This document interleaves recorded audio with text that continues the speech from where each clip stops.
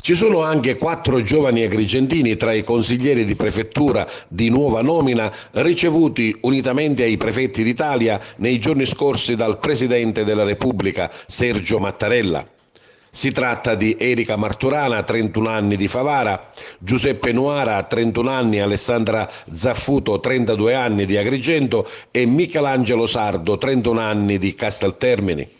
L'incontro con il Presidente della Repubblica, al quale ha presenziato anche il Ministro dell'Interno Matteo Piantedosi, è stata l'occasione per sottolineare l'importanza del ruolo del prefetto sul territorio, definito presidio di legalità e organi dello Stato a geometria variabile per indicarne la vocazione all'adattamento e alla presa in carico di sfide e missioni che si presentano di volta in volta. I 4 neoconsiglieri agrigentini, tutti provenienti dal liceo classico Empedocle di Agrigento, hanno conseguito la laurea con lode in giurisprudenza.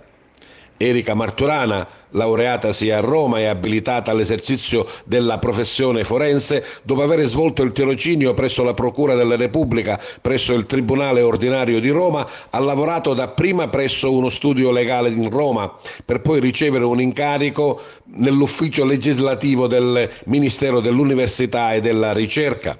durante l'attuale governo Meloni e anche quello precedente, il governo Draghi. Infine è stata nominata commissario di polizia e successivamente appunto consigliere di prefettura. Giuseppe Nuara, laureatosi a Palermo e abilitato alla professione forense, dopo il tirocinio presso il Tribunale Ordinario di Caltanissetta, ha svolto per diversi anni la professione di avvocato, conseguendo altresì il titolo di dottore di ricerca in diritto penale. Michelangelo Sardo, laureatosi a Palermo, dopo aver svolto il tirocinio presso il Tribunale Ordinario di Agrigento, ha diretto in veste di funzionario giudiziario la prima sezione penale del Tribunale di Agrigento per un anno. Alessandra Zaffuto, laureatasi a Milano e abilitata alla professione forense, dopo aver svolto il tirocinio presso la Corte d'Appello di Milano, ha lavorato come funzionario amministrativo prima di essere nominata consigliere di prefettura.